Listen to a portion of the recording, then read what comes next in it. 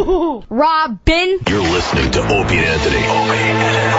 On the virus. Sirius XM. Ladies and gentlemen, Jesse Ventura. How are you, sir? Governor Ventura. I see you got your SEAL team hat on today. Yes. Always. You keep the title, right? Like the president? Yeah. It's Governor absolutely Ventura. do. Yeah. So the whole time. You can actually put it on your gravestone if you'd like to. Wow. Would you? Yeah, I'm going to do it. Yeah. Why not? Yeah, But it was a bad experience for you. You didn't like being governor, did you? It was not a bad experience. I did like it. Oh, you did? Yeah. Why was it bad? I mean, I got to meet and do things that I would never. I mean, because I was governor, I got to sit down with Fidel Castro for an hour. I mean, who can say they've done that before? And I couldn't have did it without being the governor. Did you like Fidel? I thought Jesse was too radical. You can't. You know, it's hard to judge. When I saw Fidel, it was back in 2002. Before he had any health problems, and he was right on. I mean, I'll tell you how perceptive he was. I had 1 hour with him, and as I was sitting there, back then I wore a watch. I just happened to glance down at my watch to see, and Castro immediately said to me, looks at me, says, "I'm sorry, am I keeping you from something?" Oh, yeah. And so I said to him, I said, "No," but I said, "I know I only have an hour with you," and I said, I have 20 minutes left, and I said, "I wanted to ask you some personal questions." And he said, "Ask me anything you'd like." And that's when I asked him about his perception of the murder of John F. Kennedy, because I wanted to know, you know, in many of the scenarios, Castro plays a prominent role, and I wanted to hear it from his side of what he felt happened in America that day. And What did he said, say? I did it. He said completely it was an inside job, and then he looked me right in the eye and he says, "Oswald couldn't make the shots. You know that as well as I do." And he said it was an inside job. He said the Soviets, he said, I was very close to them back then. He said the Soviets did not want Kennedy dead because their quote to me was, "You can talk to this man." Yeah. And Castro said, "I didn't want him dead." He said, "Do I look suicidal?" He said, "If I would have killed Kennedy, my country would have been wiped off the face of the earth." Yeah. And I tend to believe him. Just let me ask you a question, because I was always a conspiracy guy with the Kennedy stuff. You know? And I've actually begun to not be. And it's simply through, as technology has advanced and debunked certain bits of conspiracy, and then they had the 1978 House Committee, a Select Committee on Assassinations. Like, I've actually started to think it was Oswald as much as there's two versions. The Warren Commission says Oswald did it alone. The 78 Committee says there was a conspiracy. So how can you have two separate reports? Well, from the didn't they say government? Conspiracy, though, because... No, they said it was a conspiracy. But wasn't it because, let me ask you, wasn't it because there was an audio that was left on an officer's microphone on a motorcycle, and they said that acoustics proved that was a fourth bullet, thereby making it a conspiracy. And then later on, they said, no, that was a different officer's mic. That was incorrect. And the medical evidence, like Baden and them, all said it was actually one shooter. Like, the medical evidence never came to the conclusion it was more than one shooter. That's because you're not seeing the real medical evidence. Well, Humes burned it. You're right. Commander Humes burned it. Right. And no, to me, it comes down to this, as simple as this. If Oswald's who they say he was, this disgruntled little Marine private who became a Marxist-Leninist, defected to the Soviet Union, married a Soviet wife, brought her back here, got mad because of our policy towards Cuba and killed our president, well, why would everything have to be locked up in national security for 50 years? I don't even disagree with that. Because the point is, a Marine private doesn't know nothing that would affect our national security. Now, if Oswald was a CIA agent involved in a false defector program with the Soviet Union, wouldn't they then have to cover that up? Because, and why is it today that you can't get Oswald's tax return? Really? Yeah, it's still locked up. They won't let you, and I'll tell you why. If he was getting paid by the government, it would show it on his tax return, and that would cause people to go, whoa, wait a minute. This guy was collecting government checks? I'm not even talking about, you might be right about that. I don't doubt that there was people who actually knew what he was going to do. I'm not saying that there was nobody involved. I'm only talking about the actual shooting, the physical evidence from the shooting. Yeah. Have you ever been there? Yes. I have too. You couldn't make the shot. There's a big tree in the way. But I think that they've reenacted There's a big tree in the way. They've reenacted it where they actually were a lot of guys that pulled off the shot. Like, for a long time. Nobody's pulled the shot off. They had Carlos. Well, no. They had Carlos Hathcock try it. He's the Marine Corps' top sniper. He ran the Quantico sniper. But he was the Marine Corps' top sniper. He was the head instructor at the Quantico Sniper School. He couldn't do it. And he has over, 98 confirmed kills? Excuse me. Oswald had the lowest rating you could have in military shooting. He was a barely made marksman. He wasn't even a sharpshooter, an expert. And you're going to tell me he pumped these 3 rounds and the magic bullet? That is crap. But they have actually. That is crap. They have. It sounds like crap. It is until crap. You see it, but Till you see the bullet, it's pristine. How can a bullet go through 7 people, end up lodged in someone's leg, and it's pristine? They could solve this simply, but who do you call it? Won't allow it. The Governor Conley, he has fragments in his body. Let's get those fragments and weigh it against the bullet they said did it. If it weighs more than original, then that tells you there's 2. I just don't think so. And it's like, again, it's hard to argue a point that I held for so long because I really did believe conspiracy. Yeah. And it's not that I want to give up on conspiracy.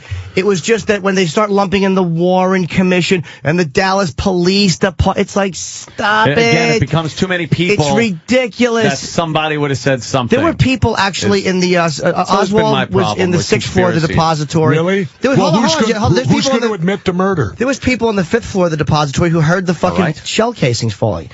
There were people under the floor below Oswald who heard the shell casings, and they looked up and they heard the shots coming from above them. Wow, I'm not saying he was. I'm not saying he was shell casings. Damn, on the wood floor right above them. That's not that hard to hear. And you'd know those were shell casings. Well, they heard shots. You got that pristine of an ear to know. Damn, that sounded like shell guess after casings. the fact, These must have been combat veterans sitting down below. But I think if people sit right below a floor below someone in a wood floor, I think hear after shell the fact, casings fall. Tink, tink. If you hear metal things falling, and you'd say, how do you know they're metal when they're hitting wood? Because how do you know on a wood floor that it's metal hitting it? Because if you're watching the president and you hear shots ringing out above you and you hear something hitting the floor, maybe the investigators made the conclusion there were shell casings.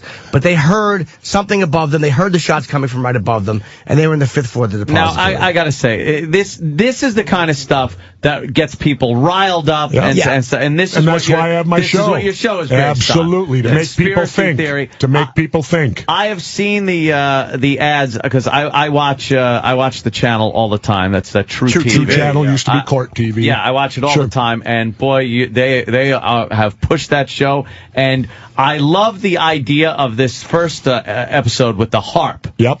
And what does this thing do? I'll tell you, it's scary. I didn't even know this thing existed until a few months ago. And what it is, it's a group. It's located about 5 hours from Anchorage, Alaska. I had to go up there. It's out in the middle of nowhere. And it's a group, regular radio, the maximum you can put out is 50,000 watts. This is a group of 300 and some antennas that all put out 50,000 watts, and they all go together. So you've got millions of watts going up into the ionosphere, which is that layer right between Earth and space. Now, what's so bad about that? If they're doing some kind of research, first of all, it heats it up. So could that be global warming? Could that be part of it, that they're heating up the ionosphere up there by using this thing? It's powered by 5 diesel engines that are the size of a locomotive, each one of them. What do they say Now wait, it's for? They call it a unclassified research center. Well, they're already lying, because if it's unclassified, why wasn't I allowed in? So clearly it's classified, although they're portraying it as unclassified. Clearly it is. Otherwise, they'd have let me in. That is true. If it's unclassified, why would they care? And there was also, I have to say, some misconceptions about where the bullet entered the back. Oh, come on. There were misconceptions. Gerald Ford changed it. Gerald Ford changed it. Kennedy's jacket was higher up on his body than people thought. It wasn't No. Ford changed it. No, Ford changed where the bullet hit. Kennedy wore something. Right. He wore something because he had a bad back. He wore like a girdle, which is why he kind of collapsed and he couldn't just tip over. And he pulled it up like No. this. It was like that. So it would all fit right in. But why are we talking about this? Let's talk about HARP. No, that's one of your episodes. No, it isn't. We don't do Kennedy. Don't you do Kennedy? Absolutely not. I thought you did. He said you did. Next season. No, we kept everything within the 10-year decade. We did not go do old stuff. We did not do Martin Luther King. We didn't do anything. We kept it all within the last decade. So what does this HARP thing do? Well, what it does, what they tell us it does, is that it goes up and then these these low-frequency sounds are then ricocheted back to Earth. Well, they become very useful in that you can find oil under the ground. You can communicate to submarines under the ocean. You can do all this stuff, and that's all well and good. Sure. But then there's a flip side to it. It can control the weather. We get a demonstration of that. And the conspiracy... Wait, there's a demonstration on the show? Yeah.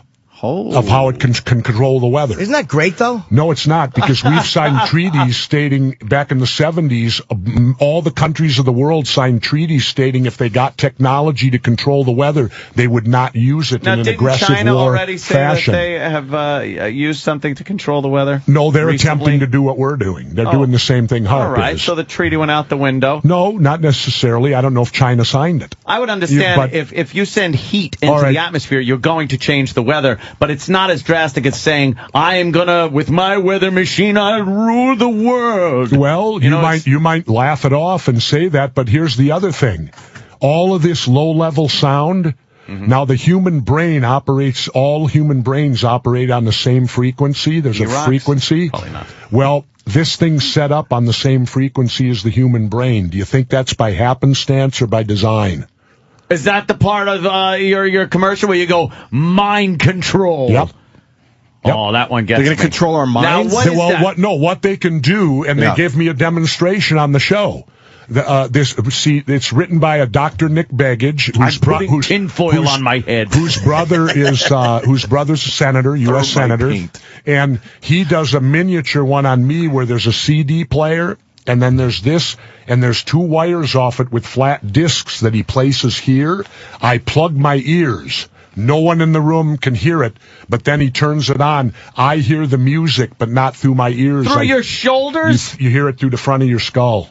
Really? That's where it sounded like it came from to me. That's some good pot. And it's not bone resonant sound kind of vibrating? No, nothing like that. Well, it gets into you, but not via your ears. Not via your ears. Can't you hear radio through your cavities? It shows how they could shoot these things down to masses of people and literally affect your emotions with them. They can cause you anxiety.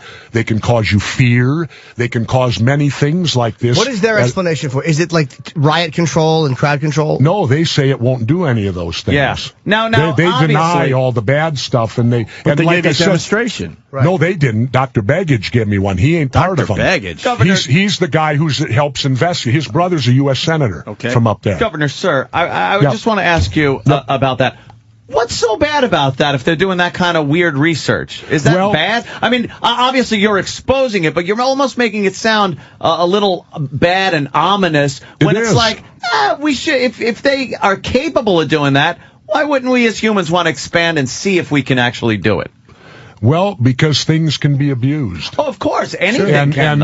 And this is such a scary technology that if someone abuses it, it could have mega effects, all to the negative. Scarier than a hydrogen bomb? All right, here's what the conspiracy theory is. The big conspiracy. Do you remember the tsunami that hit Indonesia a couple years ago? Certainly. Do you remember there was no forecast to it? There was no came out of nowhere. Earthquake. It came out of nowhere. Well, here's the conspiracy. I heard there was an earthquake. What happened? No, there wasn't. The people that were in Indonesia. Say, no, there wasn't. Oh, right. No, because there wasn't. There wasn't an So offshore. if we Google that, we won't find that? Well, the people in Indonesia said, and one of the signs of HARP that it's fully going is you see a heavy dose of the Northern Lights. Well, just prior to this tsunami in Indonesia, witnesses saw the Northern Lights. Well, you can't see the Northern Lights in Indonesia. How come they saw them? And so the conspiracy is, were they testing out HARP? And it created this tsunami that later killed hundreds and thousands of people. Like one of my guys says, oh, come on, Governor, on the show. He says, you're saying the government would kill all these people? But I say to him, I'm not saying they did it, but what if they were just testing it?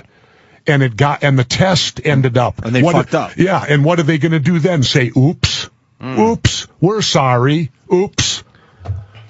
But well, watch the show. You be the judge. You be the judge on whether you think we should be messing with this stuff. Your damn spots on that show got me hooked already. I am watching it. Believe me. Well, isn't that what TV's supposed to do? Exactly. There you go. That's what I'm going to do when I'm watching that show. But the one thing about the commercial for the show, too, is you saying you're finally going to talk. Jesse, when have you been quiet?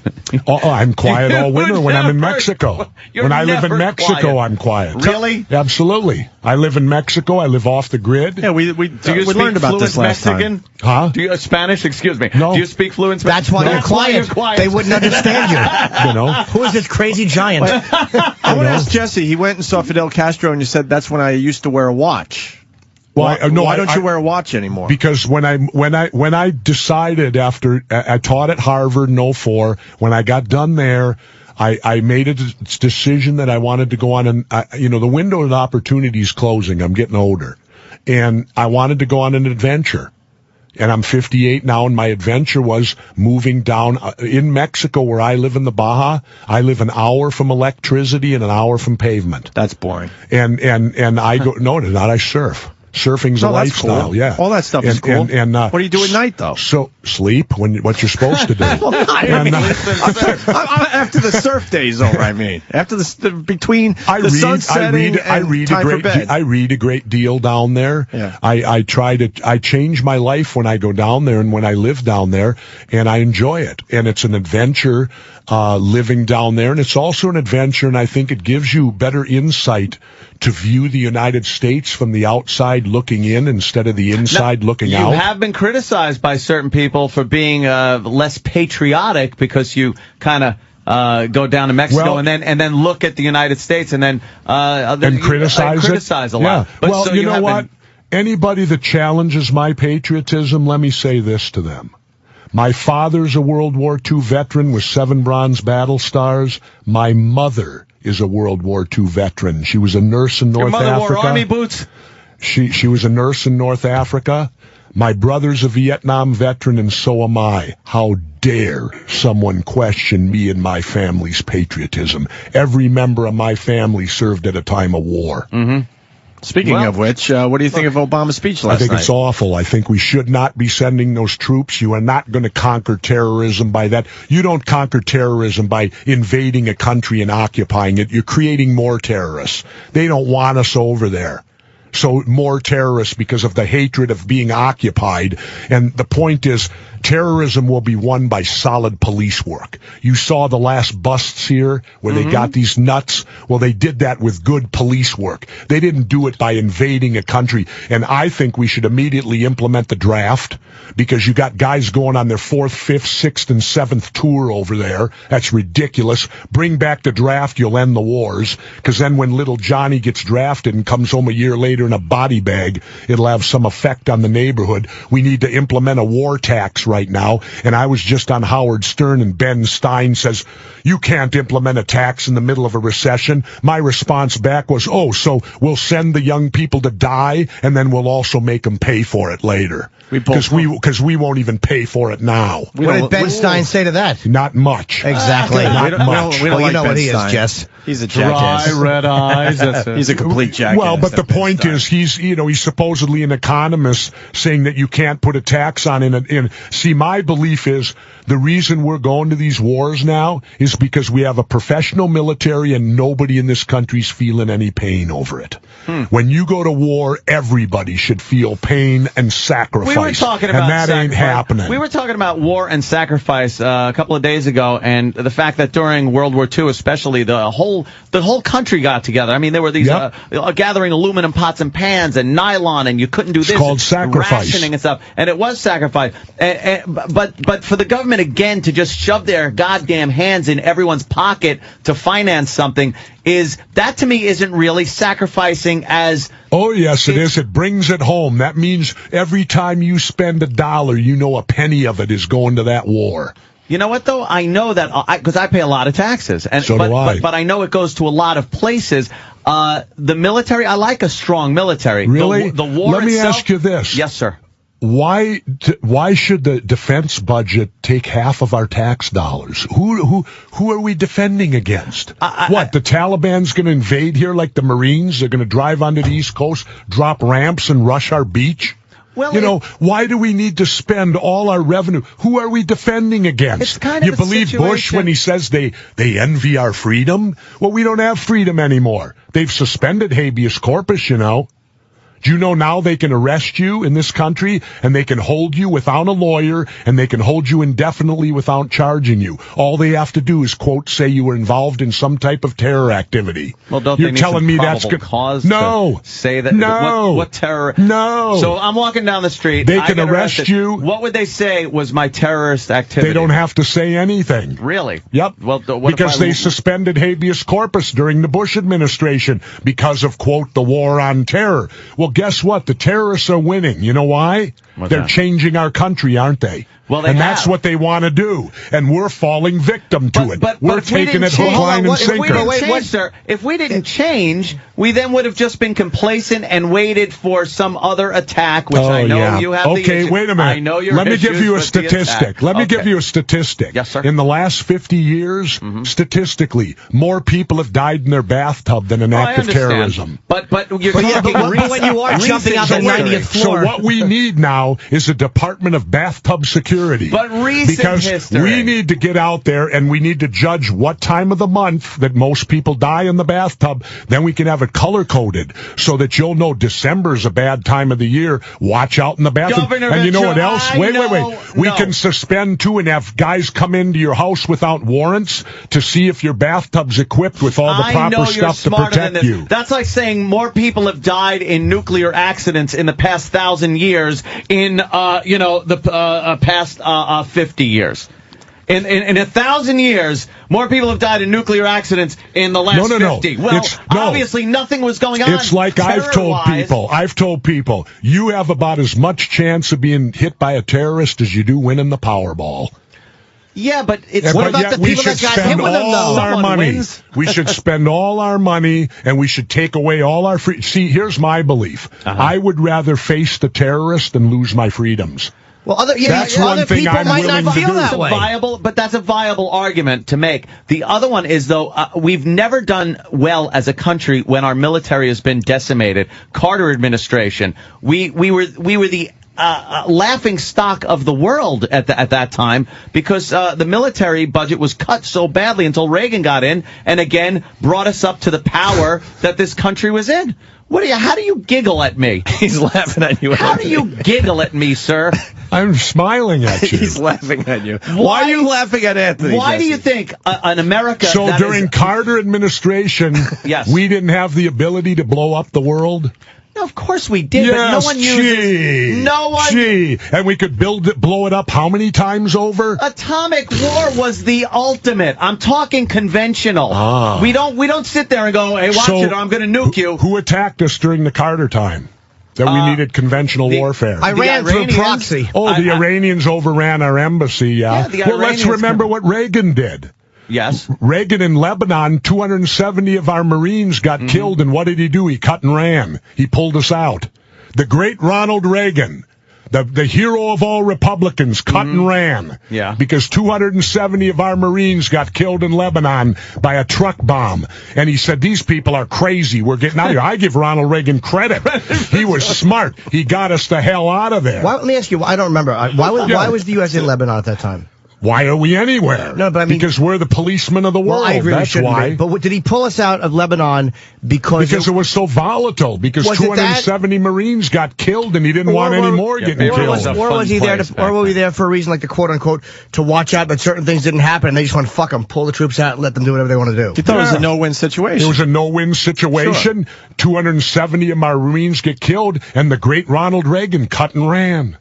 How does Republicans swallow that? Well, that their hero actually cut and ran. He did kill But I agree with him. He was smart. As you said, you assess the situation and go, there is no way to win this. Then there's no way to win Afghanistan. I got news for you. The English couldn't. The Russians couldn't. I think this is the new Vietnam because we're propping up an unpopular government just like we did in Vietnam. Very horribly corrupt government. Yes, and we're propping them up and we're sending and they tell you this isn't Vietnam.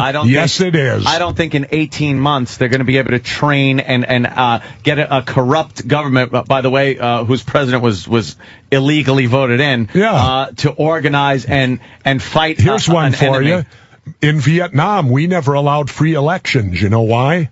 Because Ho Chi Minh would have won by a landslide. Yeah. And see, that would have said, well, what are we here for then? The people want Ho. Why are we here? Same thing in Afghanistan. We're propping up an unpopular government. You do understand. And guys are going to die over there. And in the end, what will we have accomplished? But at the time, the mindset was the domino theory. That's what it was back then. And the mindset was communism was going to, if we didn't nip it in the bud. Now, I understand. Believe me, you're not going to get an argument out of me that was a fucked up war to even go into. So are these.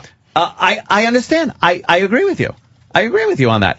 What do we do to protect ourselves from people that do despise this nation and want to do its public harm in the trains, planes? You do it with vigilant police work here within our country. But then the civil liberties groups say that you're overstepping your bounds by taking away the civil liberties. If the cops come too hard, well, the profiling, you can't profile because we're Arab American. It's like you get into that quandary where if you, I agree with you. Then it's better. Let's take away our freedoms and we'll all be safe. Now there's a balance. What do you do? It's a real question, though. They did that in Nazi Germany, Jesse, too. It's a real question. It's a real question. The trains ran on time. It's a real question, though. What do you do? Like, I agree with you. Vigilant police work. What do you do? You're just vigilant. And again, I'd rather face the terrorist than lose my freedoms. But somebody on the 90th floor of the towers might not feel that way when a plane has hit the building. It's not like in military coming in. There's citizens who are assimilating, behaving like your neighbor. Well, is invading a country going to solve this? And occupying it? Iraq, no. Afghanistan's different, I think, because, look, they were the ones harboring bin Laden. We said, give us bin Laden or we're going to come in. Right. They refused to give up bin Laden. No, they didn't. Here's what they said. They said, charge him and we'll turn him over. We have never charged bin Laden. How come we haven't convened the grand jury, the government put forth their evidence and indicted him? That's what the Taliban said. Charge him and we'll turn him over. We refuse to charge him. Why? Now, why is that? We have convicted him. We have convicted him before even indicting him. How do you convict someone and put a bounty on him without indicting him? I think that it would look bad if we were giving him due process when because we're a country of the rule of law. First of all, he wasn't even in the United States. So never mind a citizen. It took place here.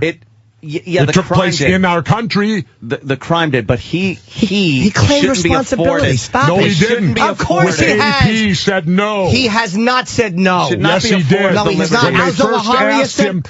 Oh yeah, right. Al-Zawahiri said they did it. He said they did it. Come on. Oh yeah, and they got the guy down there and waterboarded him 180 times. I got news for you, pal. Let me waterboard you, and I'll get you to confess to it. No, you won't. Yes, you will. I'll just cry. Yes, you'll feel guilty, and you'll stop waterboarding. 180 waterboardings they did to this guy. 180 times they tortured him. So you think Khalid Sheikh Mohammed is an innocent man? No. Stop it. But you stop it. Didn't Charles Manson get his Miranda rights read? Yes, he did. Yeah, well, we can't get him because the fucking Taliban wouldn't give him to us. Had the Taliban given him to us, if we'd have charged him, they'd have given him to us. Do you really believe that? They're fucking, they gather up arms from everybody. They're chopping off clits, and they're going to follow our due process of law? That's silly. Why didn't we charge him? I honestly don't know what that process was. I don't know. I'm not going to give you a phony answer. I don't know. It shows a weakness, as that we're going to afford this guy the liberties that an American citizen gets. No, everybody gets it. You don't have to be American citizen. You're telling me that if a European tourist comes here, if a European tourist comes here and they think he broke the law, we can take him inside, waterboard him, we can do all this to him because they're not a citizen, so therefore our rules of our country don't apply to them. When it's considered it applies to everybody. When it's considered an act of war, I believe it's different. No, it isn't. I do believe that it would be different. These guys aren't an army. What country do they represent?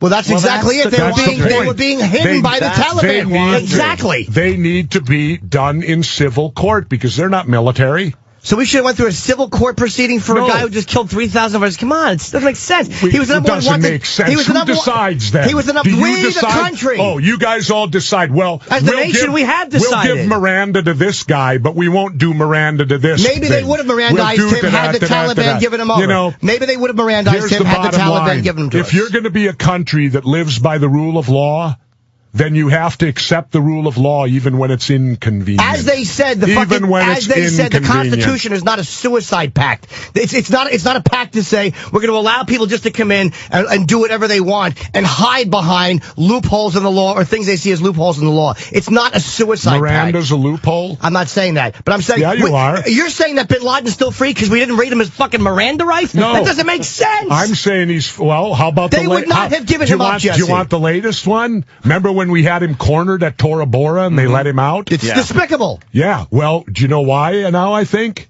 Why do you think? We would have never been able to invade Iraq then if we'd have caught him, would we? That's okay, like you said. No, if we'd have caught him, then there would have been no invasion of Iraq. So maybe we chose not to catch him because of we already had planned the invasion of Iraq. Not at all. Bullshit. They could have waterboarded him and said he confessed that Saddam Hussein helped him. We would have had an easier time invading Iraq. They would have waterboarded him. If you could get me to admit to 9/11, you could get Bin Laden to admit that fucking Saddam Hussein helped him. Saddam Hussein would have been our ally against the Taliban. Hey, look, I got no quarrel with Saddam Hussein. I'm only talking about Afghanistan, and the fact is the Taliban would not have given him to us. You don't know that. You think that if he was read his Miranda rights, if we sent a fucking cop over there, you have the right to remain silent. You know what I love about you guys? You all talk a big thing, but when you only talk it, you don't walk it. Pick up a gun and go fight once. I'm not talking about that. I'm not talking about that. Bullshit. You guys are all the same. You know, you talk war, you send everybody off to war, but when it comes your time to go, whoops, not me. No, I ain't going. Let's send everybody else over there. That's nonsense. No, I'm not going to stop it. It is nonsense. It is nonsense. I'm not saying go send the boys to war. I don't want us to be the world's policeman. I say pull them out of Germany, pull them out of fucking everywhere, pull them off the team. We agree. Completely.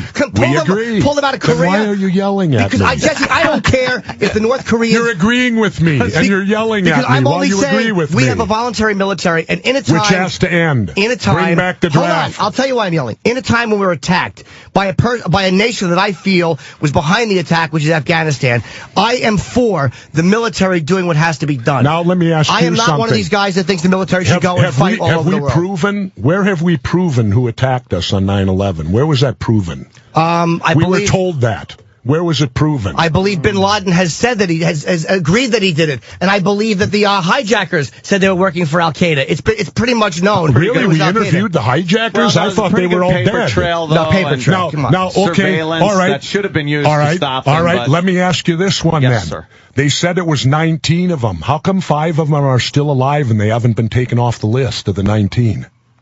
Really? Yeah. Where are they? They're over in Saudi Arabia. They're alive. 5 of these guys. Are they really? Alive? So how do you know where's your proof of that? Three of them. You want a Miranda right and proof that Bin Laden did something, and you're saying there's 5 guys alive? Yes. 3 of them are pilots in the Saudi. They're not pilots. Jimmy, waterboard them and make them say no. But there's not 5 of those of those hijackers alive. Yes, they are. They're not. He's hosting a talk show in Saudi Arabia. No, he's not. They're all dead. You're sure of that? Yes. Were the bodies identified? No, but that's taking you to that argument. Well, we'll just fly with that. What the hell? My government told me that. So, you know why I don't believe my government? Well, you believe Saudi Arabia's government? They're over there flying planes around commercial airliners? But here's why I don't believe my government. My government has lied to me so many times in my life. Enough. They lied to me about the Gulf of Tonkin incident. Isn't that pretty important? The incident that got us into Vietnam. You don't want to go back that far with Kennedy. We can't go back that far with Vietnam. You said to me that we're those guys that said... because this happened in 2004, pal, so we're not going back that far. You said we send our guys off to war without giving a shit, and I'm telling you that's not true. Yes, I'm not saying... I agree with you. When did you go to war? I've never been in the military. There you go, so you don't know. But I say pull them out of every... So because I've never been in the military, when we are attacked by I feel a nation, we should not... It should be proven first. I feel we proved it. You feel we didn't. You also feel that fucking Bush was behind 9/11. So we're always going to disagree. Hey, don't put fucking words in my mouth. You feel that the U.S. government was behind it, and Bush is at the head of the U.S. government. I didn't say that. Who do you think's behind it? I just said... Our government's covering it up? We have not been told the truth. So you feel that Bush... Well, okay, wait a minute. All right. if you'll calm down a moment. You're yelling. You said the F word. You're the governor. This is serious. And I'm only talking your language so you'll understand. No, you shouldn't bring it down to my level. Bring me up to yours. You know, I want to solve what you said about. I want to solve what you said. No, I want to solve what you said about. You know, if you're not going to let me talk, I'm out the door. You've been talking the whole time. All you do is yell over people, and you don't want to address point by point. You act like we say, send our boys to war, fuck them. We've never said that. I agree with you, but I want to pull them out of Germany. I want to pull them everywhere. The U.S. military should never be dying for other countries. I don't care what happens. Get them out. Fuck them. I don't care if Kim Jong-il takes the South. That's not my business. I just think that if we are attacked, we have the right to want our military to respond. So that's not some warmonger saying, fuck the boys, send them over. That's what I wanted to address. Jesse just sits and looks at Jimmy. Why? Awkwardly. That was a fair point I just made. You were wrong when you said that. I don't know. I didn't listen. You never do.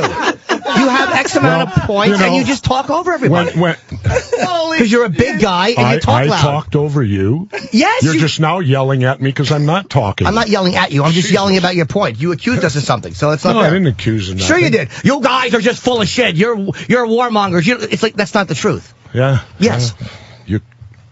I stand corrected. Thank you. You're a great American.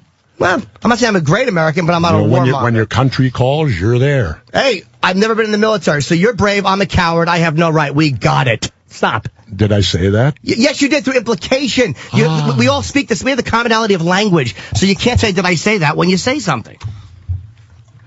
I don't think you have to have been in the military to understand the power and the proper use of the military if you're an informed citizen of this country. I think you can look and say, we shouldn't be the world police. Mm-hmm. And I think you can look and say, wow, this does threaten our national security directly, mm-hmm. and the military should be used in those times. He's nodding. Good. I just think it's a little, obviously you've served. You came from a family that served. We didn't. I think we were around during a weird time. I missed the NOM by 4 years. What did you do in NOM? No Jesse? Draft. What did Jesse do in NOM? Nothing. He was a demolitions guy, Navy serious. SEAL. I don't know. I am too. Nothing. Demolition. Are you being sarcastic? Yes. No, I'm a Navy SEAL. No, what do we do?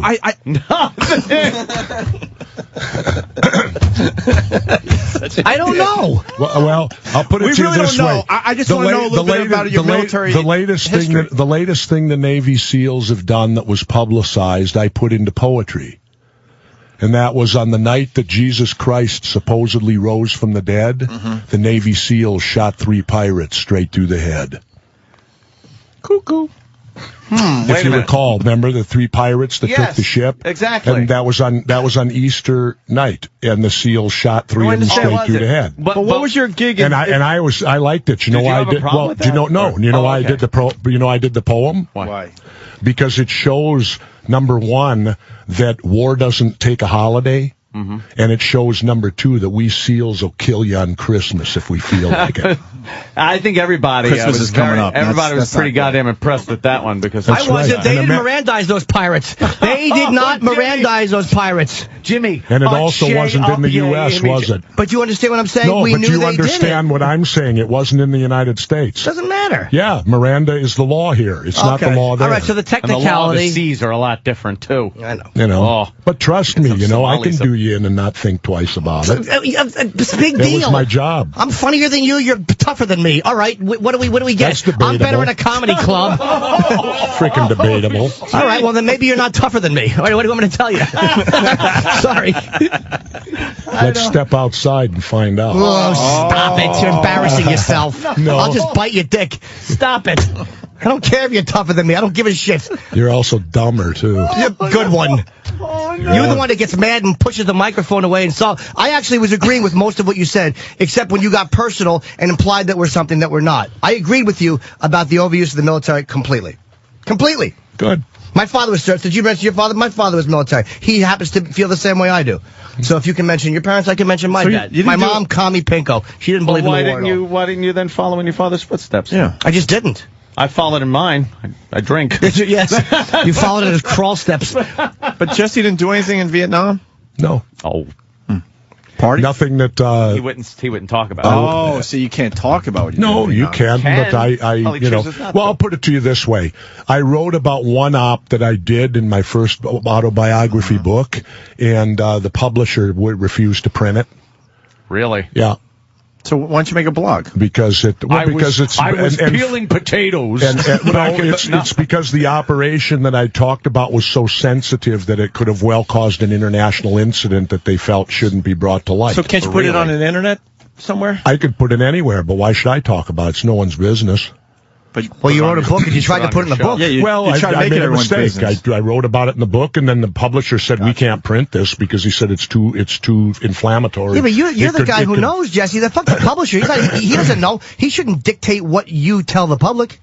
You know more than he does. They publish it, and but I mean in they a blog. pay for it. In a blog or something. I don't do computers. I'm computer illiterate, happily. So you're not smarter than me. I'm very good on computers. Well, good for you. You're way smarter than me. I also don't wear a watch. I don't own a cell phone and will never. Why? That's a tracking thing? Because to me, it's aggravating. I mean, I'll give you that.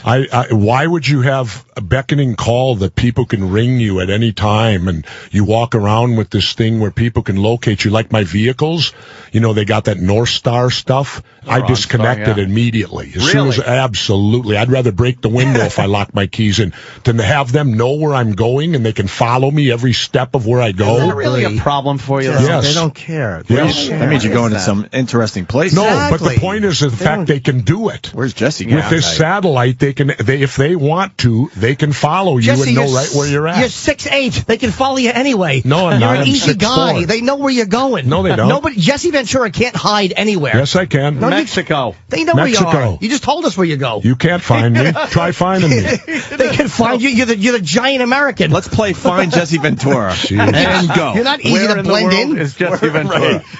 Jesus. Now, like I said, I oppose that because these wars aren't going to be won, and we're not even paying for them. So we're going to send the kids to die, and then we're also going to make them pay for it when they come back because we're not paying for it. Well, I agree with the fact that we shouldn't be world police. We should pull them back. Yep. If you're in a situation that cannot be won, obviously, get the fuck out. Get them out. And but we have an ego in our country. After all, the Russians failed there, so did the English, but we're the Americans. We won't.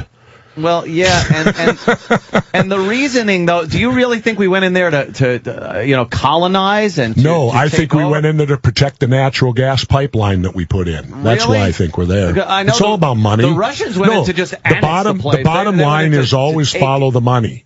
Because they only do something if there's money involved. And in the case of Afghanistan, there's a huge natural gas pipeline there that's very important. How come between Iraq and Afghanistan in 8 years gone by, we've still seen none of this oil we're supposed to have?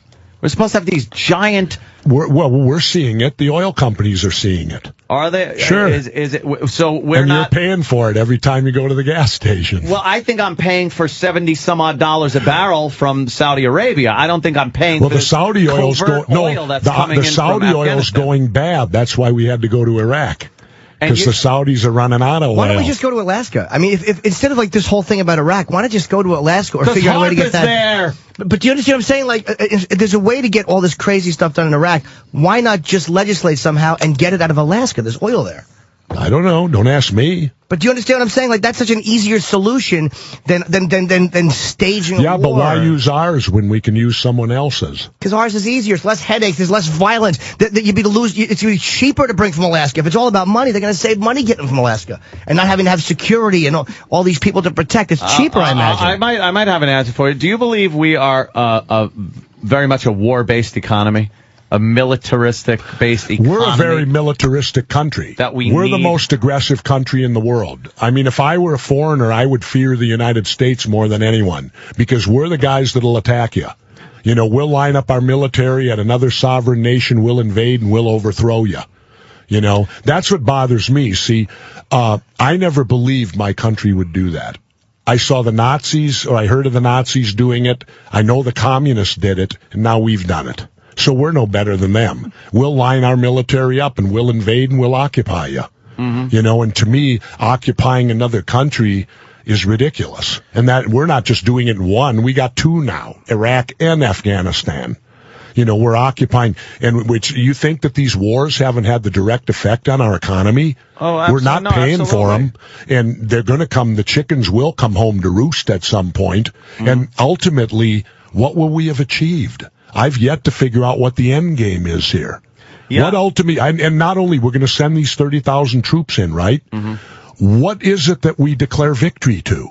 What is that? What is the flag that we're going to capture now where we can sit back and say, we won? From what Obama said last night, the victory is that in 18 months, we take this corrupt, illegal government, turn them around, train their army and their police to fight the Taliban and Al-Qaeda by themselves. For us. Yeah. And then why would they do that? And then we leave. What's their incentive to do that? They hate they're the not Taliban. going to. But they're not going to. We cannot in that short of time. We've been in Iraq for how many years, and we can't just leave now. And we've done as much as we can to try to set up a government that can take care of itself. You know what pleases my heart? Is that you look around now and you see all the poverty in our country, and I feel so good that we're helping all these other countries so much more. You know, when we've got problems of our own here that we seem to ignore. You won't get an argument here. We completely agree. Well, there you go. And what's that about, Jesse? I don't know. I don't get it. I mean, to me, don't you take care of your own backyard first before you worry about everybody else's? I think it's a little good cop, bad cop. See, to me, it's got to be money. Somebody's making huge amounts of money over there, like in Iraq. Okay, Halliburton's profiting unbelievable. Blackwater, the mercenaries, they're making a ton of money. They were. People are making money, and that's why we're there. That's the bottom line. See, I wouldn't join the service today, and I would encourage no one to. You know why? Our military is nothing more than the strong arm of our corporate. When our corporate can't get the job done, that's when we send our military in to kick their ass and make them. And that's what we do. Why is the dollar so shitty then? Like, why is the economy in the tank? It's like, after all this stuff that's supposed to be great for us, the economy stinks and the dollar stinks. Yeah, because we're the one thing you learn, or you try to learn, is that the worst thing a superpower can do is get involved in a war. You notice China's not doing none of this. China's doing their economy, and that's why they're going to pass us so bad, because we're involved in these idiotic wars out there that drain your economy, they drain all your resources, you accomplish virtually nothing.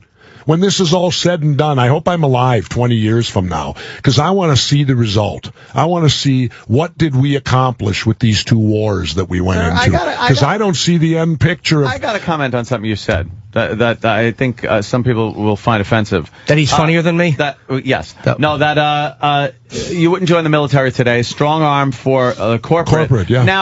Now, you're talking to a lot of guys that are in the service, and that to me is demoralizing. And coming from a guy that did come from Vietnam and went through a lot of the same public criticism by people, don't you think that's bad for morale for people that are serving? Because we should take better care of our service people. It's our job to only put them in the line of danger when we're threatened.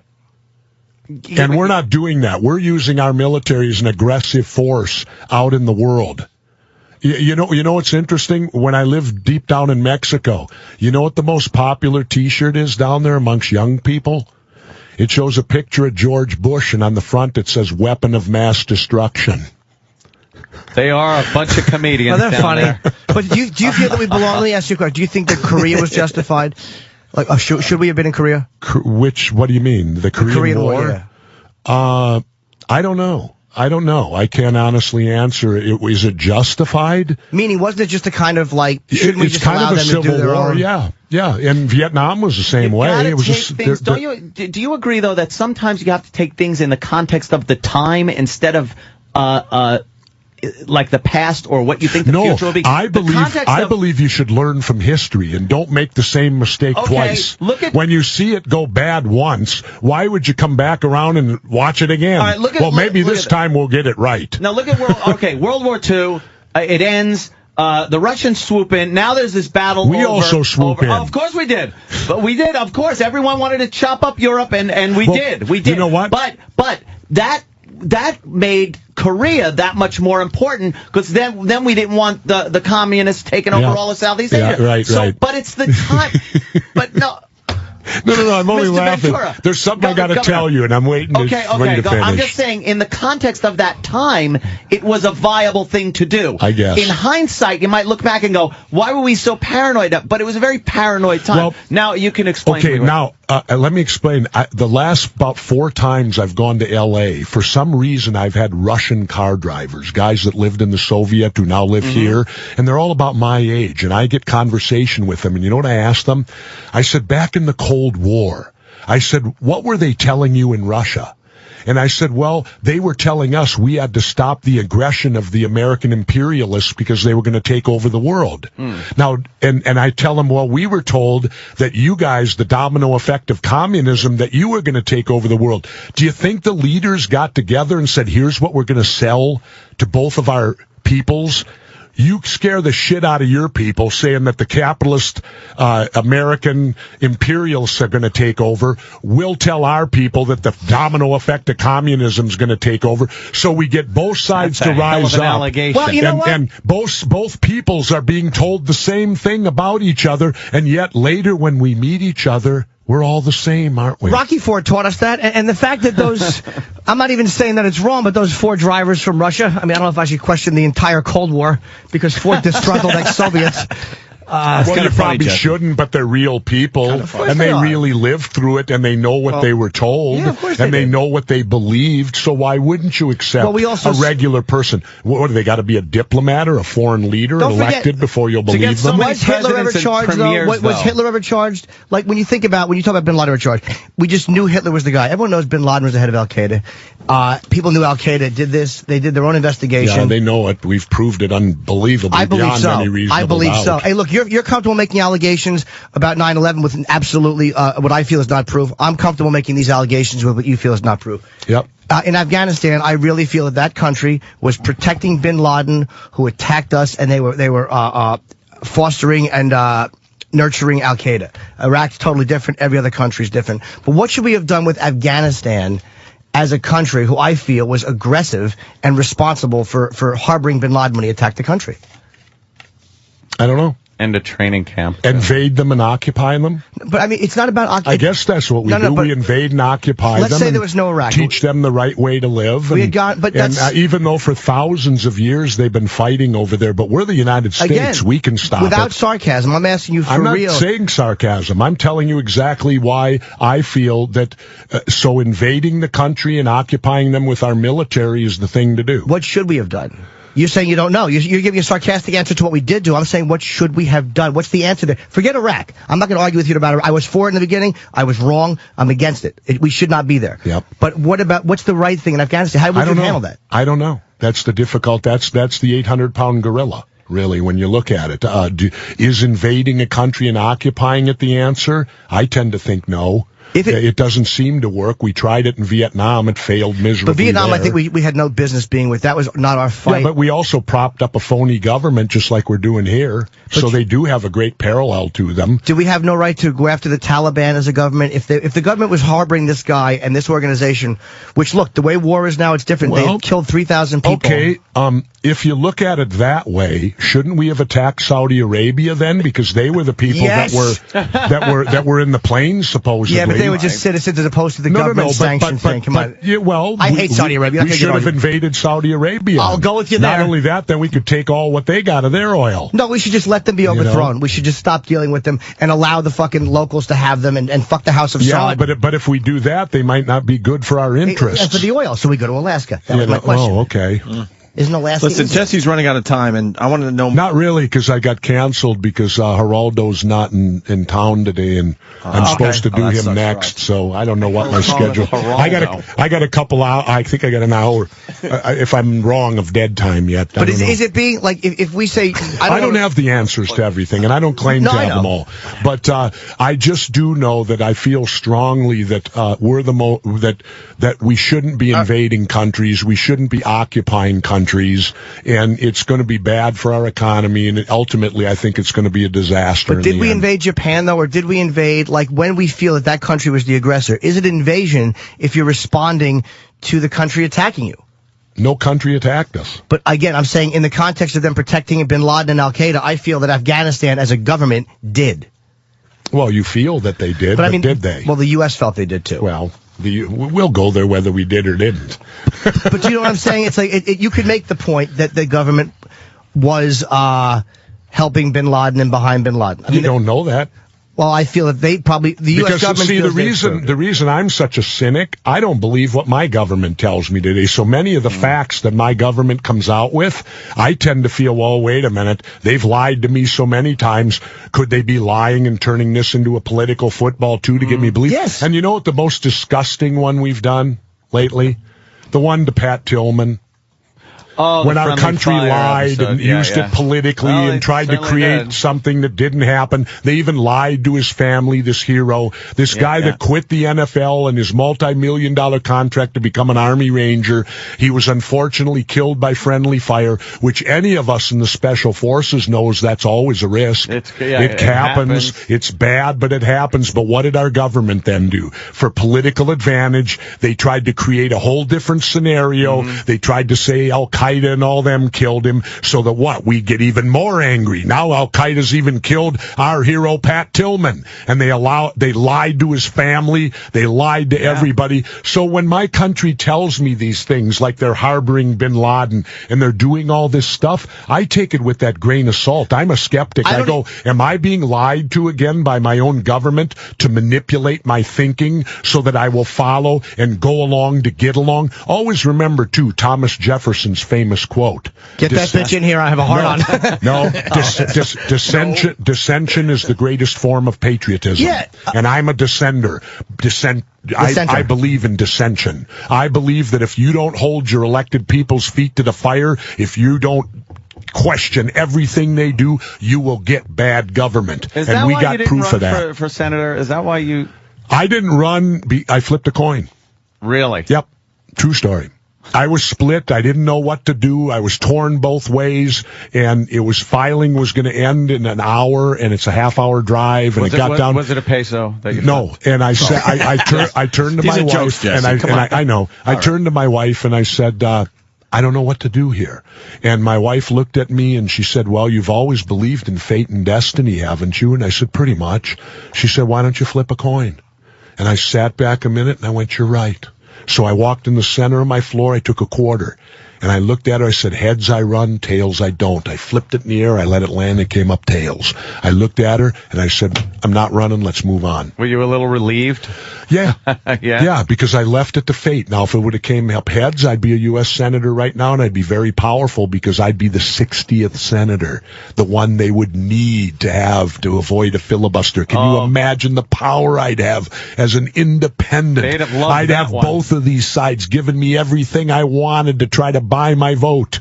Because that's all they do. I don't think the Republicans would think they're going to get your vote. I think the Republicans would consider you a lost cause. Yeah, they would give up on that. No, that is not true. I very much stand with Republicans on real fiscal issues. You know, I'm fiscally conservative. We're going to lose Jesse soon, and I want to know about secret societies and everything else that this show's about. Let's talk the show. All right. Conspiracy Theory premieres tonight at 10 on True TV. Yeah, secret societies deal with like the Bilderbergs. You know, that meeting that happens every year. Yeah, and what the hell's that about? That's the power brokers of the world all meet. You know what's interesting about it? They have such power. Our president goes to it, and our president has to sign a no-talk thing.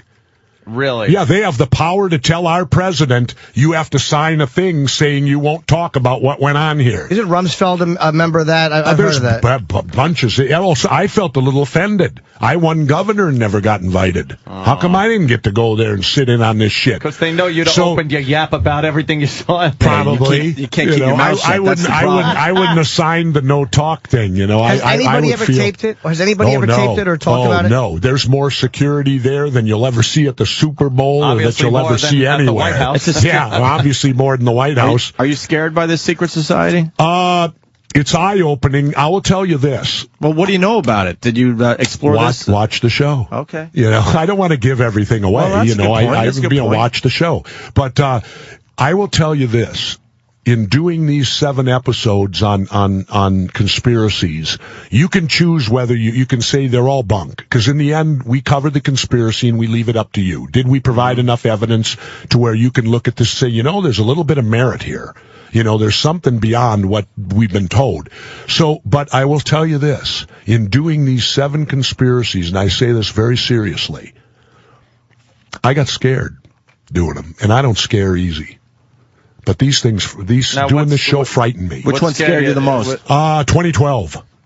Ah, come on. Oh, really? We had Dr. Michio Kaku say it's all bullshit. Well, it might all be, but what scared you about the 2012 Well, thing? Because there's certain things that NASA backs up that's going to happen, and here's what scares me, is the fact that every 160 years or so, the sun kind of goes crazy up there, and it's due to happen. And, well, back up again, the Mayan calendar. What it said was simply this: December 21st of 2012, the world as we know it will end and a new world will begin. Mm-hmm. That's the actual what the Mayans said. Now, you can throw that out saying, they're just a bunch of old Mayans. What do they know? They had no shoes. But these people, believe it or not, when it came to the atmosphere and that, nothing, even with all our technology today, we can't disprove the things that they learned back then. They were very bright when it came to up there. Now, here's the story on 2012. And you can go to NASA and they'll back this up. Our planet is protected by a magnetic force field. Well, apparently there's a large hole in it. And NASA will back you up because the Voyager and all that, they've proven there's a big hole in our magnetic force field. Well, every 160 years or so, and this is also documented, the sun kind of goes crazy and it shoots off these solar flares that they call it, right? Well, because of the hole in our force field, it happened 160 years ago, and it didn't really have a major effect because we weren't dependent upon electricity like we are today. Mm-hmm. Back then, it might have just knocked out a couple of telegraph offices, and that would have been the extent of it, because 160 years ago, we didn't have the massive grid system. We weren't as dependent upon electricity. The guys I've talked to said, here's the good part, we can prevent it.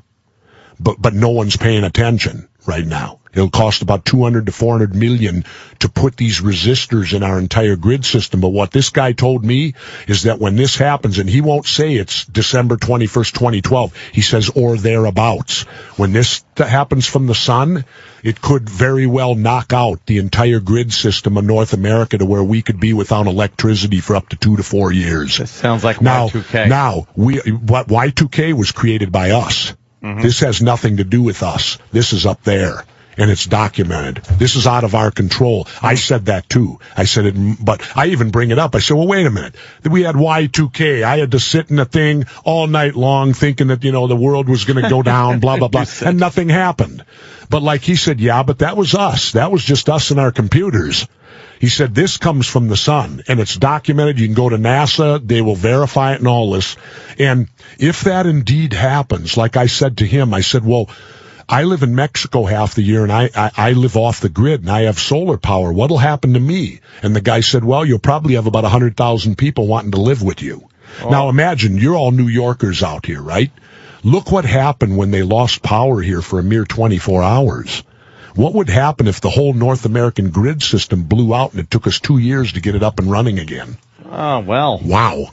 But I mean, you'd have chaos. Call the herd. Yes. Call the herd. Well, you'd have chaos. And, so that one scared me the most. How would we see our movies? Right. But that one got to me the most, the fact that that's really out of our control. Yeah. If this happens and we're not preparing for it in some manner. But this guy says it'll cost between 2 to 400 million to put these resistors into the grid system. That's not a lot of money. Right. But he said the problem is nobody's paying attention to it. Because it's bullshit. Because it's bullshit. If they thought it was, yeah. It's not, because it's all documented. There was the big one 160 years ago, and then in 1921, apparently there was a milder one that knocked out the grid of a couple cities. I hope so. I'm waiting for anarchy, to tell you the truth. Yeah, it's got his guns. He's ready. I want things mixed. I want to mix things up a little bit. So the show, we cover that. You guys cover UFOs at all? The what? UFOs, do you guys go into that at all? The which? UFOs, Area 51, any of that stuff? No. Nothing with that, because what am I going to add to Area 51? There's nothing new.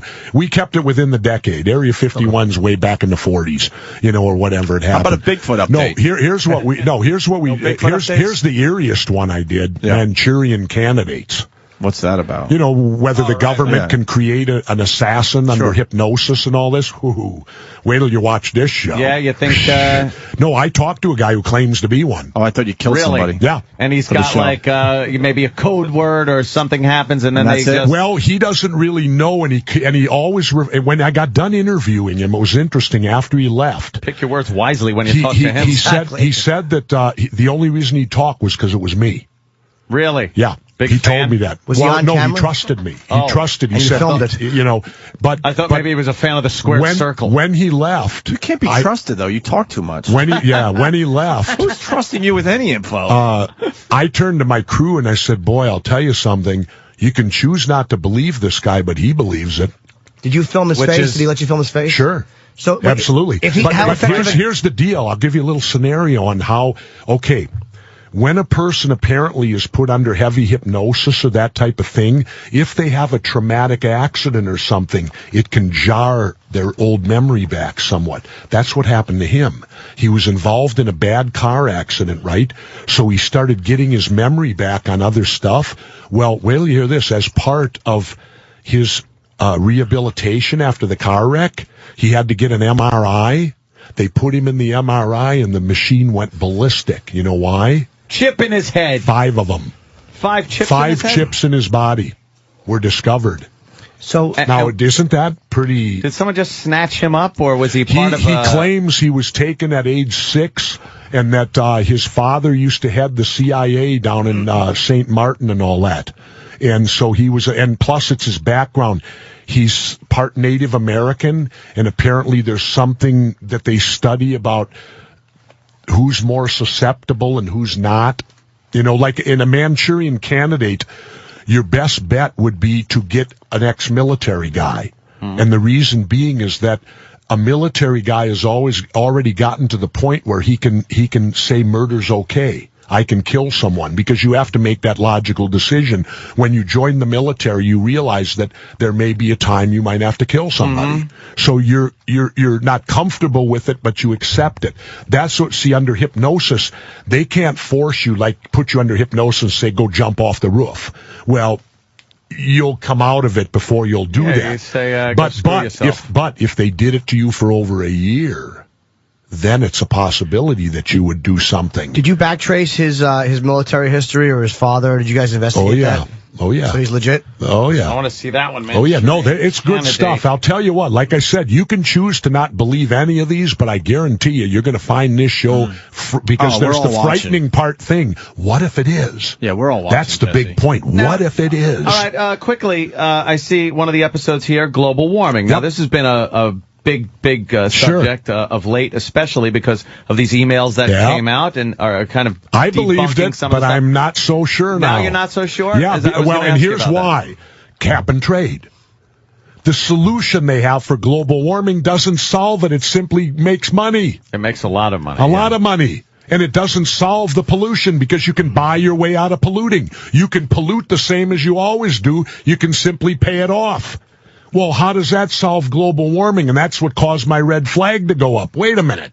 They're going to pass this legislation that really does nothing to solve the problem. All it does is collect money. Do you see Al Gore as being a big believer in it, or a businessman that saw an opportunity? Both. Yeah? Both. Really? Both. Yep.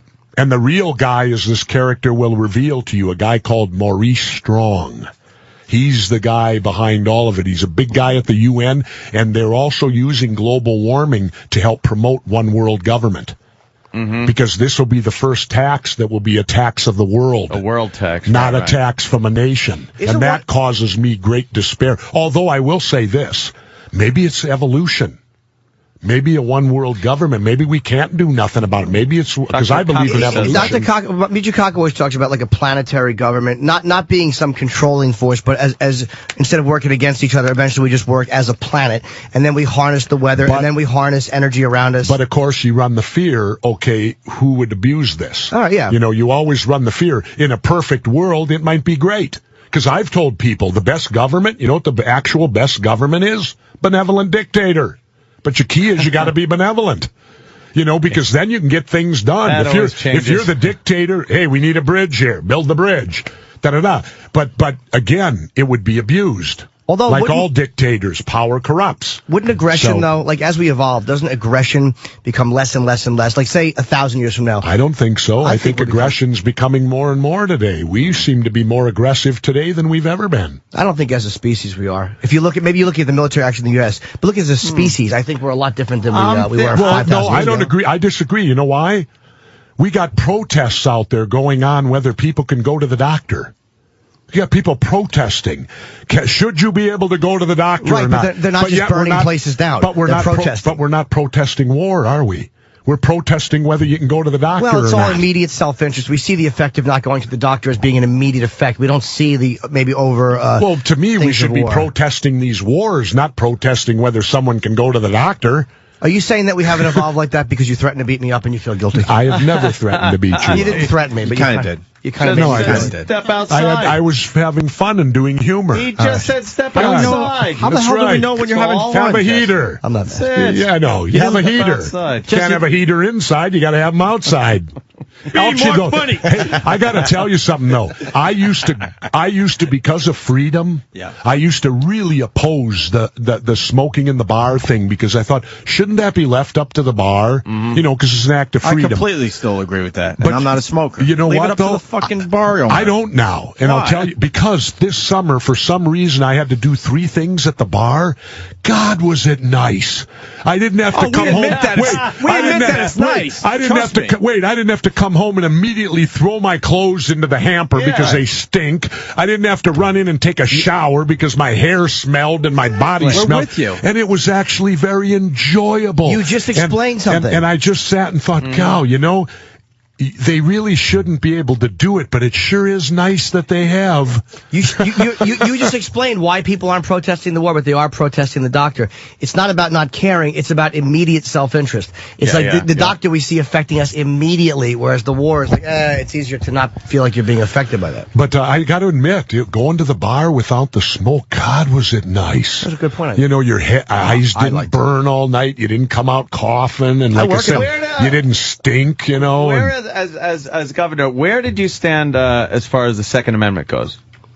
Well, I'll give it to you. My definition of gun control is standing at 25 meters and putting 2 rounds in the same hole. That's gun control. Very good. I like that. Is that a good answer? Absolutely. That's called gun control. Yes. Stand back 25 meters, put 2 rounds in the same hole. You got great control of that gun. I don't like some of the people that are saying that you got to have more laws against law-abiding citizens. Meanwhile, again, the bad guys. Well, that's an attempt to disarm us and take control of us. I will not disagree with that. Which goes on. It's the same as these other things where they're taking our freedoms. They've suspended habeas corpus. I wish you were that passionate about that. The fact that they can now arrest you. They can now arrest you and simply say you did a terrorist thing and you can't have a lawyer. They can hold you indefinitely. Are there examples of them doing that to citizens who aren't involved in terrorism at all? I don't know. How would we know? If they're holding someone, if we're holding someone without charging them, how would we know? Well, they have families. Don't they have to charge you first so you know what you got charged for? They have jobs and people they know who would go, hey, Fred hasn't showed up for work in 3 weeks. Cops grabbed them. He's in prison for being in you know, I don't know. I don't know. It's harder. They couldn't even hide Abu Ghraib. It's very hard to hide information these days with cell phones and technology. And it's harder to hide shit because the immediacy of information is available. I just wish I'd like to waterboard Dick Cheney. Oh, my goodness. He wouldn't last very long. Yeah, I know, but I think he needs to have it done to him so that he'll clearly understand with his 5 deferments from Vietnam. He'll then understand what's torture and what's not. You know, because Dick seems to call it enhanced interrogation. I call him Cheney the coward. Now, what about interrogations in Vietnam? Now, there was intense interrogation that went on there that supposedly led to maybe people knowing where enemy concentrations were going to be. Let me explain why torture doesn't work. Because if you're being tortured, you're going to say whatever needs to be said to stop the torture. Let me check with the listeners. You can. Yes, they are. They're saying everything. Yeah. No, seriously. If you're being tortured, you will say whatever it's required to say to stop the torture. That's why it's not allowed in court. If you torture someone, the confession is not allowed in court because it was under torture. What if it's for information, or say like it's for a name? How is the information? How can you deem it good? Let me say, he's going to say what you want to hear. No. Let's just say, like, you got a guy like Khalid Sheikh Mohammed. And again, I'm talking about people who we believe to be very high-ranking members. I'm not talking about average foot soldiers or regular guys. A guy on that level who has, let's say, knowledge and who has said that he was mastermind 9/11. Let's say you say, where are the cells? After being okay, fair enough. After being waterboarded, let's say you would have too. You say, I'm sure I would have. Let's say you say to that person, name 3 other people who were involved. Where are they? And then he gives you names that you didn't have. And then you go and you find out those people have bomb-making equipment, and they are actually what he said. Now, you've tortured the information out of him, but... Can you name me an example of that?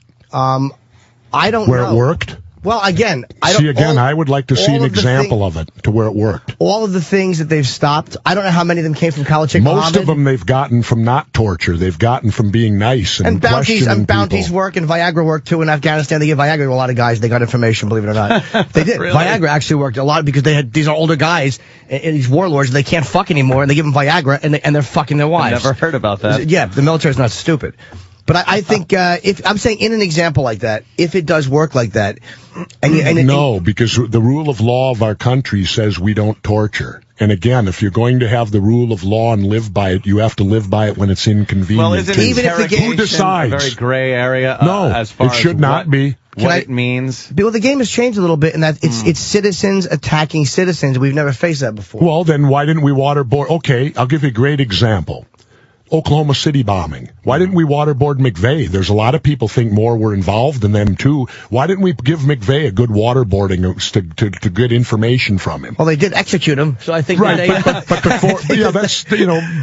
to gain information, execution won't get you information. But I mean, maybe they felt that there was nothing else to get from him, and they got what they needed. But why wouldn't they just to make sure? There's plenty of people think more that were involved than just those two guys. There's a difference between how we handle enemy combatants and how we handle our own citizens. It doesn't matter a citizen. No, I mean how we handle American citizens. No, but so it's okay to waterboard European citizens. No. I'm all for that. If they're enemy combatants, as they were calling them, enemy combatants. Whatever you want to call them. I'll put it to you this way. They then are not due the due process that we are here. So shouldn't we be above our enemy? Shouldn't we stand for something? Not all the time. Really? Yes, because so we should get down in the mud and the pigs will love it. You know what? If we understand where we're going, that we are going in the mud, and sometimes you have to fight. So two wrongs make a right. No, but that's not true. No, I'm not talking about us going in and beheading people and stuff, but treating these vicious people. Well, why don't we treat? Well, Charles Manson got Miranda. Charles Manson had his day in court. Who's worse than him? Again, Charles Manson was not a citizen who was targeting other citizens like under the guise of we had him. We had the guy. Nothing else was happening. It wasn't like Manson was the head of a network. Yes, he was. He was the head of his family, and they were out butchering people in California. But they were all with him. I'm saying they were all with him. They didn't go out and do other butcherings when he wasn't when he got locked up. It was done. They had the guy. And they got Squeaky Fromm, and they got fucking Tex Watson, and they got all of them. They cleaned house with Manson. They knew who did it. No, they didn't. They got them. No, they didn't. Who didn't go to jail? There's a bunch of Manson family people that never went to jail. Read Vince's book, Helter Skelter. People that were involved with the murders? Well, people that they didn't have enough evidence to involve them. They didn't have enough evidence. But the point is, he still had rights in this country. As awful as he was, he still had rights. And when we get to the slippery slope, who decides? He wasn't an enemy of the state. He wasn't an enemy of the country. He wasn't an enemy combatant that was. How is that any different? It's different. It's called killing people. Yeah, there's a difference between war. You're not going to convict a soldier. They're not soldiers. I'm saying you're not going to convict a soldier, a United States soldier, for going into war and under the rules of combat, killing another human being. You're not going to take him and go, well, I'm going to convict you or try you for murder. It's the same thing. They are afforded certain liberties. Well, okay. Lieutenant Calley was convicted because he killed a bunch of civilians. He went a little fucking wait. nutty. Now, weren't these civilians killed in the towers? Yes. Yeah. Okay, so you still had to try him in court. He committed a crime. He was read his rights, and he was tried in court. The difference is he didn't work for 2 years to create a network to make that happen. I'm not saying it's right. How is that any different? I'll tell you how. Jesus. Because it's a military operation. They're not a military. But they're operating as a military operation on U.S. soil, and they hijack commercial airliners. So do the Hells Angels. Do you not see the difference between the Hells Angels and somebody hijacking a commercial airliner and flying it into a building? No, but they're an organization that's involved in bad activities, and they kill people. When have they done anything that has killed 3,000 people or 2,800, whatever it was? When have they ever done anything that was as much a threat to national security as that was? Well, our bottom line, we get back to it again. Nothing's been proven. But let's just... and you and I will... What have you proven about the Hells Angels? I mean, come on, you like the Hells Angels. They're a motorcycle gang. They've done some bad stuff. But to actually mention them in a discussion about what they're trying to do... What I'm saying to you, I'm making the comparison. Here you have an organization that's involved in crime. Yes, mafia, Irish mafia, all of them. Sure, absolutely. And so should we treat them the same way? Because sometimes people die around them for no reason. They kill people. But you're going to tell me that they've never killed anybody? But they're not hijacking commercial airliners and flying them into buildings. But they might if it served their purpose, wouldn't they? I don't know. They might do it then. I don't know. Maybe they would. Maybe they would. But what does that prove? If they did, well, what it proves is you have to treat everyone the same under the law. You can't simply say, okay, the law applies to you, but it doesn't apply to you, because who plays that God figure that makes that decision? Who do you allow to be able to make that decision? You're not wrong, but the decision of the way the legal system is, you know how it is. The way the legal. So you think that we should just allow these guys? Like we saw what happened with the Zacharias Moussaoui trial. It's a fucking circus. And so we're going to allow these guys just to languish. So you're saying that they don't deserve a trial? Not saying that. Our government just says you're guilty. No. And we're going to execute you or do what we do. I'm not no saying trial. that. You're putting words in my mouth. I'm not saying that. Well, I'm asking. No, I'm not saying that. Well, then when do you have a trial? When do you allow our rules of law? Is it only for our citizens? It's hard to... I honestly, in this situation, I don't know, because we've never faced this type of an enemy before. Then why... This country has never faced this before. Why wouldn't you take POWs from any war we've ever been in and bring them over and try each and every one for murder of U.S. citizens? Because they represent a country. All right, we're in a different situation. These people don't represent a country. Bin Laden represented the Taliban. We're back to the Hells Angels. They don't represent a country. They're like a gang. Yeah, they're a gang within the United States. They're American citizens. Well, what difference does that make? The difference is... Our laws apply. You don't have to be a citizen to have our laws. But when otherwise, what would we do to tourists? When we're at war with somebody, the rules are are different. The rules of engagement are different. For military. Yes, and you don't think Khalid Sheikh Mohammed should be held under military rules? Boy, that is quite the loophole then, that people can now come over and invade our country. He should be tried for murder. But because he's a civilian who killed civilians. He should be tried the same way Manson was. Al-Qaeda is operating as a military operator. It's a different enemy. The U.S. has never seen an enemy that operated like this. What a great loophole. Let's get a bunch of people from Somalia or from Afghanistan, load up a ship, come over to the U.S., not as an army, not as a representing a country. Did that happen? And let me just put this as a hypothetical example. Now let him just sweep on in and try to take over the United States with a little army. Yep. And now, instead of treating them as military combatants, we have to try each and every one of them as a criminal with the same rules and regulations. I would say you don't give them any rights. You simply take them out back and execute them like the Wild West. That's silly. No, but that's what you're telling me. No, he's not. You're telling me there's now a loophole for invading our country. No, who's invaded our country? I'm saying there's a loophole now, the way you put it. If some entity wants to invade the United States, they can now do it without the repercussions of not having due process. They will then have due process? The same things that we're afforded? Yeah, not in our country. Yeah, it's crazy. Absolutely, I agree with you. You would allow... My God, take them out back and hang them. No, we should do it because you know that you're not going to be a victim of terrorism. So what we should do is just allow citizens to be slaughtered while we're not allowing anything. It's called great police work. Don't violate those civil liberties. Do not violate civil liberties. Absolutely. Do not profile. Do not investigate Muslims because they're Muslim, because that's a profiling, and everybody on the left goes ballistic when you profile, because that's not affording citizens due process. You're profiling them. You judge them guilty before they were tried. Well, so you can't let's not leave it there either. We're also profiling the Mexicans. We profile the Italians for the mafia. You profile bikers for hell's... Yeah. Profiling works to a certain degree as long as citizens are afforded a certain amount of respect while being profiled. And I like the fact that now we don't even do it at the borders. Where are Mexicans being profiled? Well, I drive across every year, and now the last time I drove across the border, I showed my passport at the border, and I was 2 hours into Arizona on the freeway, and I had to do a 2-hour stop there because the cars were backed up, because it was an immigration stop in the middle of Arizona. Well, not at the border. And wait, logical for really? The people that got across. Well, they do DWI checkpoints. It only goes against our Constitution, but what the hell? DWI checkpoints do too, technically. No. Our Constitution says you can travel freely inside the United States. So DWI checkpoints also. No. Why? Because that's driving a car and a license, and you're dealing with a cop. Same thing here. No, it isn't the same. This is immigration. So what? You're checking to see if... So what? You're a citizen. You're not being hassled if you're a citizen. Yes, you are. You're asked to produce. I already did it at the border. Same as DWI checkpoint. You're asked to prove your sobriety. No, it's different. It's not different. Yes, it is. It's different because it doesn't prove your point, but it's not different. Because driving is a privilege.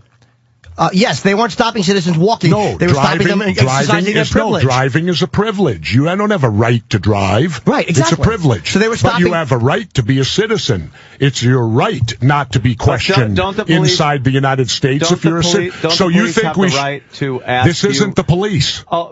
This isn't the police. You're talking about the Border Patrol. This is immigration. Immigration. Oh, okay. So what right does immigration have to pull me over in the middle of Arizona and ask me to produce papers that I'm a citizen? Well, you a little shifty. Yeah, but they were stopping people because they wanted to make sure that there weren't illegals. They weren't looking for you. So what if they asked you to produce? And I mean I refused. Of course you did, because you're a recognizable guy. Because I believe in the Constitution. So do I. But again, it's not a suicide. No, you don't, because you're saying that this is okay. You're right. I don't believe in the Constitution. Stop it. Stop it. I don't believe in the Constitution. You're violating it. No, I'm not. I'm exercising my free speech. Boo-hoo. Oh, Jesus. And time. Wow.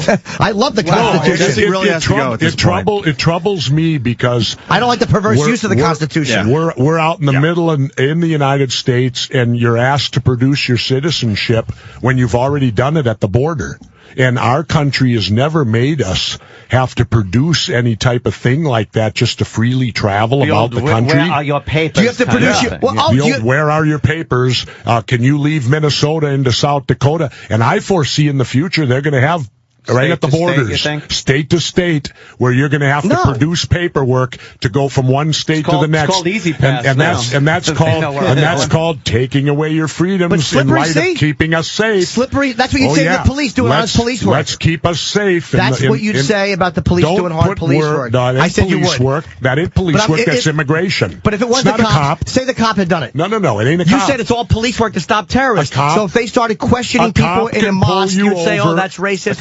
Don't put words in my mouth, please. Why? You've done it to me. You did it to me. You said I don't believe in the Constitution. Bye, guys. Bye, Jess. Governor. You always just sulk and walk away. Why?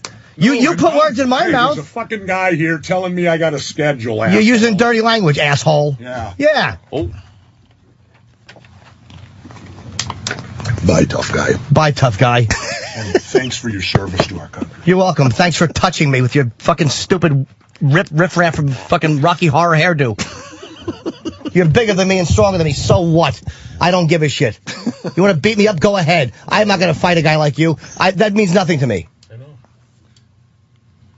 I argued with you. You put words in my mouth, and you didn't like when I did it to you. You put words in my mouth saying I didn't believe in the Constitution, and that's bullshit. It's not true. I don't agree with abusing it. Thank you for your service. Oh, you're welcome. You're a bigger patriot than me. Godspeed. Fuck out of here. Wow.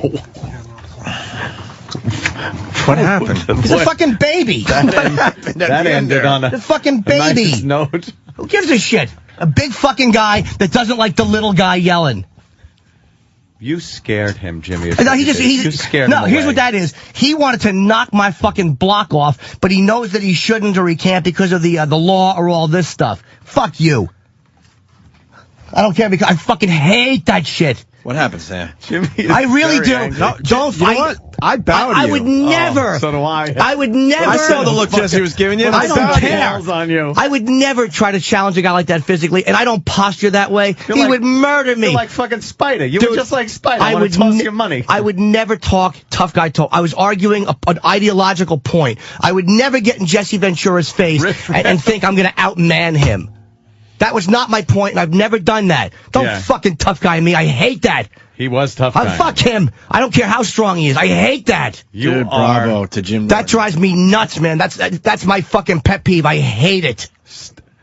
Suicide by wrestler was what he was trying. Holy shit, do I fucking... But it's not, dude, it's not a tough guy thing. The guy would it's not about that. I'm not going to fight Jesse Ventura. I can't be bullied. It makes me fuck you. I hate it. How'd you feel when he tapped your shoulder? Annoyed, not intimidated, annoyed. And said, annoyed. Thank you for your service. He didn't do it hard. It wasn't a threatening, but it was. Don't try to alpha male me, stupid. Danny just put up a picture of the crypt keeper. Danny's real brave. Jimmy's the only one that opened his mouth like a man. Dude, like a man. that drives me crazy. That was a great ending. That drives me nuts. Wow. What is he saying down the hall there? Who cares? Who cares? I'm just curious. I asked him if when his book comes out in April, he'd be happy to come back because despite the tumult, that really sounded well. He goes, nope, not doing it. Good, fuck you, bye, don't. We're done with him? No, don't. We've had intense discussions with the guy.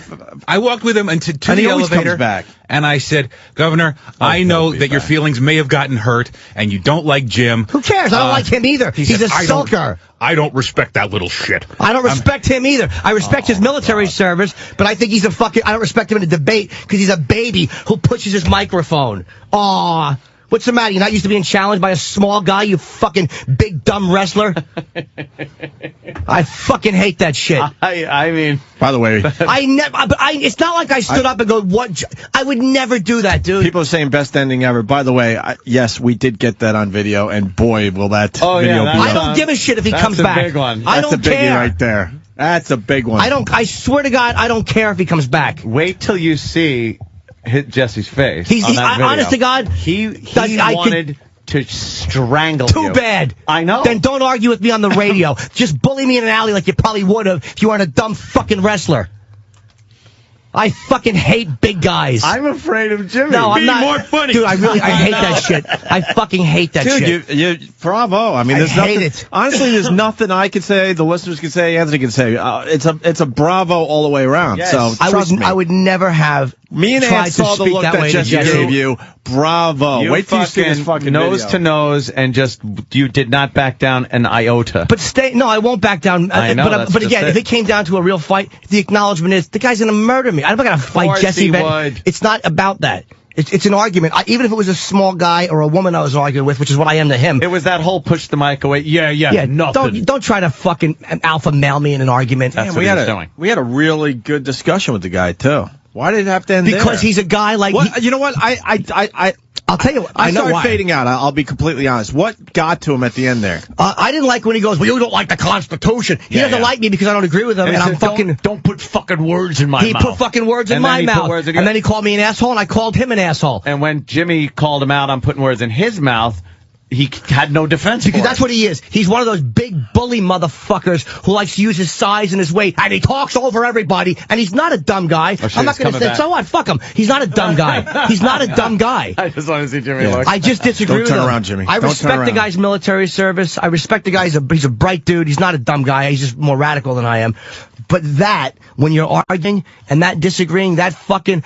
like that's all of a sudden the atomic bomb. I'm going to use my... Fuck you, man. You know what you should do? Bend him over and humble him. You fuck in the ass. I fuck you in the ass and humble you. I don't care if you... That little shit. That's what I think of you, you big fat motherfucker. Oh, beat it. Steve. There was a point. No, I'm Anthony, sorry. Anthony, there was a point when Jimmy turned all the way around. Jesse was at the doorway. Jesse was debating. I'm coming back in. So what? Yeah, he was. No, I'm just saying. I know he was. I'm just painting the picture for everyone. There was a moment there where Jesse's like, at all. I think I got to go back in there and hit this guy. For you. And then at the last second, turned and walked away. When he drank his water and finished the bottle, I thought he was going to throw the bottle. And I would have thrown mine at him and got the shit beat out of me. Believe me. God, that's what I was thinking. That's why I started getting afraid. And then Kenny would have had to come in and... Oh, it would have been awful. Kenny, I want to talk to Kenny for a minute. I want to know what Kenny was thinking. I've been boxing lately. I would have tried something. Dude, would you knock it Dude, off? I would be annoyed at a small guy for pushing the microwave during an argument when Jesse was having a lot of time to say what he had to say. Yeah. We were arguing back and forth. He felt I put words in his mouth. I felt he put words in mine. But then to drop it like that, goodbye. I know. Fuck you. We were promoting your show for the last 20 minutes. Ask plenty of legitimate questions. Yes. Let him get his point across over and over again. Oh, it drives me crazy. Yeah, where would have been that fail-safe point where you had to jump in? Because you held off. You didn't do anything. You didn't get in between anybody. What were you thinking during that whole thing? I was keeping my eye on him. Yeah? Now, what would you think if you had to go against Jesse Ventura? Bye, Jim. Tell him, Fred. The Virus. Sirius XM. This is the Opie Anthony Show.